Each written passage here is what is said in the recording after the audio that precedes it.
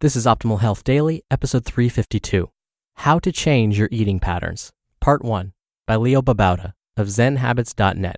And I'm Dr. Neil Malik, reading you some of the most popular health and fitness blogs out there with permission from the authors. And this episode is sponsored by Action Heat. Action Heat makes the world's best heated clothing. Powered by rechargeable batteries, it's the perfect way to stay warm. Save 15% off your order when you go to action-heat.com/daily. That's action-heat.com/daily. So we're inching closer and closer to Thanksgiving Day here in the US. That means today is deep cleaning day for our house. Again, my wife and I are hosting our family for Thanksgiving, and it's going to be pretty crazy. I don't know what we signed ourselves up for. I'm sure it'll all come together, but right now, we got to do the deep cleaning of the house, get rid of all that cat fur on the couch and the cat fur balls underneath the couch, and you get the drift. So as soon as I'm done recording this episode, I'm going to run home and continue my deep clean. Now, I have a bit of a longer post today, so I'm breaking it up into two. I'll read the first half today and then wrap it up tomorrow. So let's jump right in here, part 1, as we optimize your life. How to Change Your Eating Patterns, Part 1, by Babauta of ZenHabits.net. Many of us are trapped in our cold, hardened eating patterns. In fact, we might not even be aware of the patterns, but we do know that 1, we'd like to get healthier or leaner, 2, we have a hard time making eating changes, and 3, we don't always know how to change. Those are good realizations. It means we have to humble ourselves and find a way to put ourselves into an area of uncertainty and discomfort in order to change.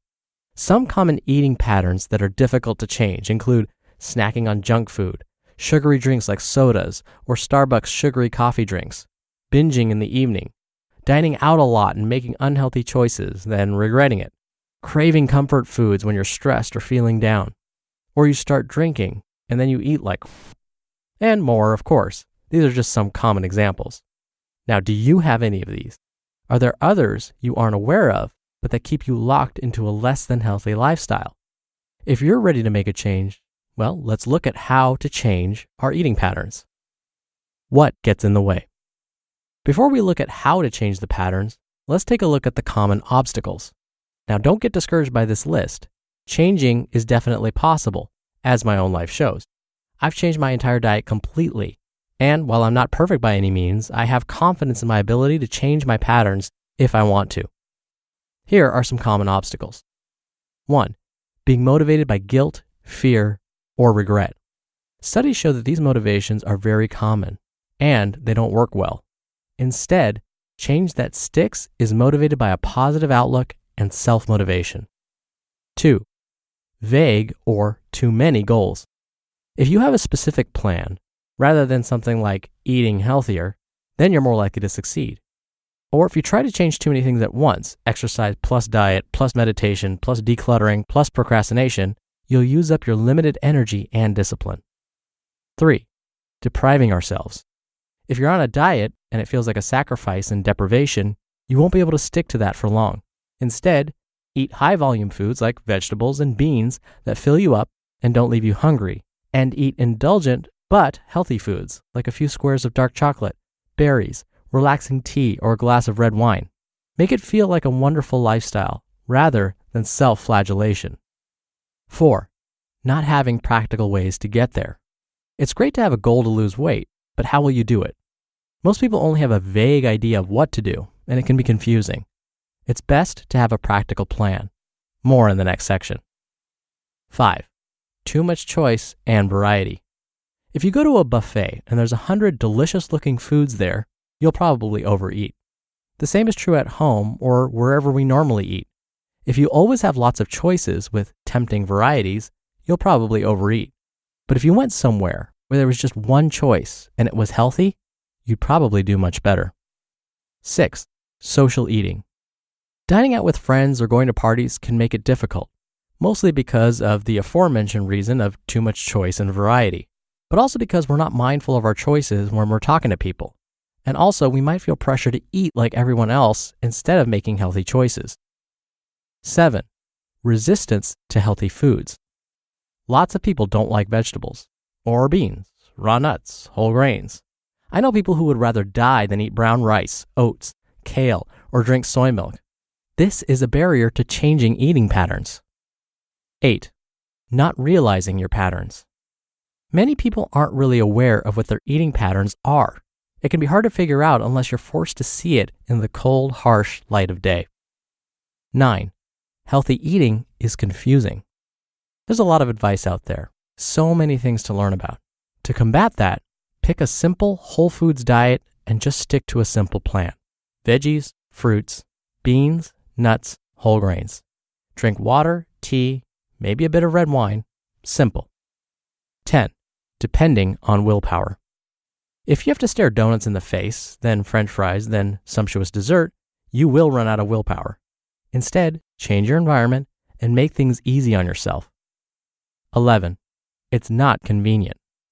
When you're hungry, tired, stressed, or lonely, you'll reach for what's easy. Instead, get rid of the junk and have convenient snacks. I like hummus and carrots and apples and raw nuts personally. 12. You think it's expensive. Healthy eating can be seen as super expensive. Actually, it can be even cheaper. Try lentils.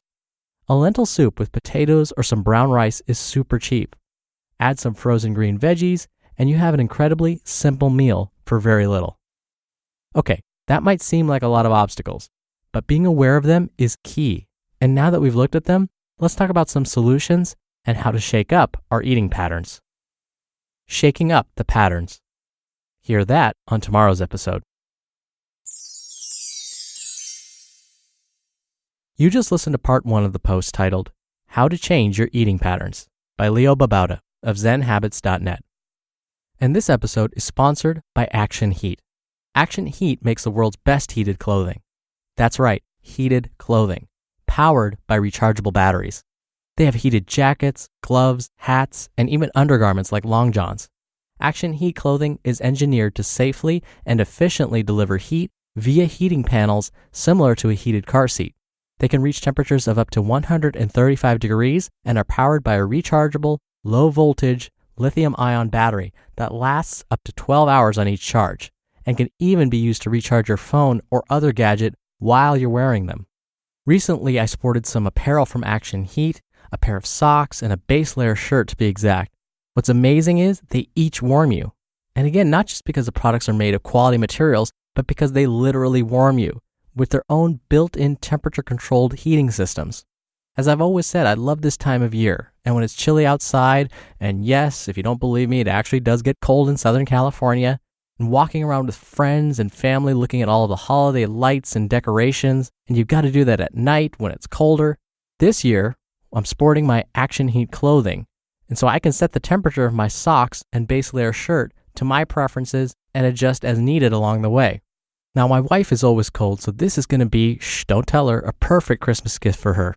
And I know that she will not only feel cozy and warm, but because the products are made of quality material, comfortable as well.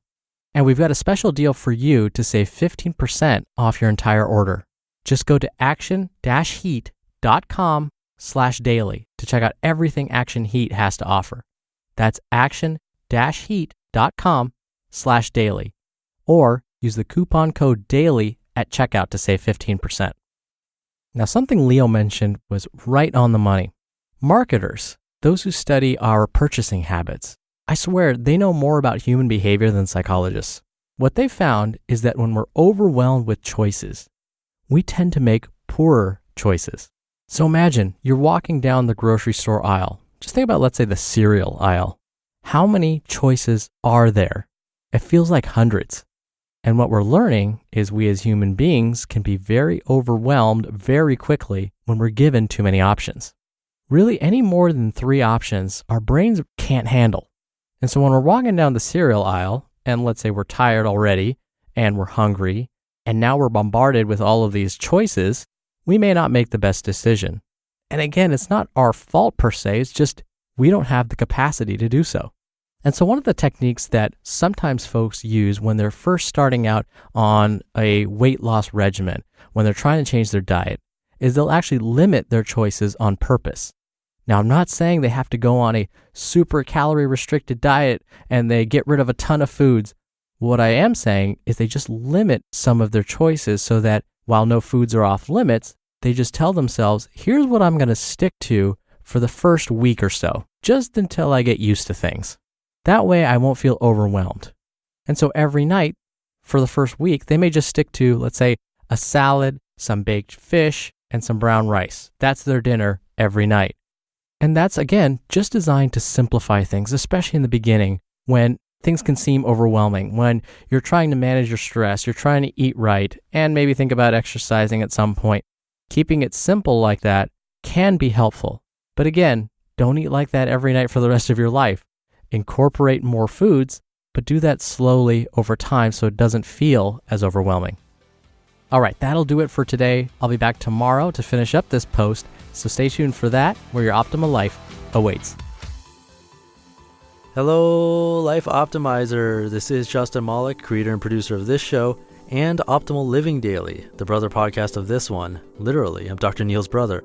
If you like the format of this show, you'll love Optimal Living Daily too, where I also read to you from blogs, but cover other topics like personal development, finance, and minimalism from bloggers like Derek Sivers, The Minimalists, Zen Habits, and many more.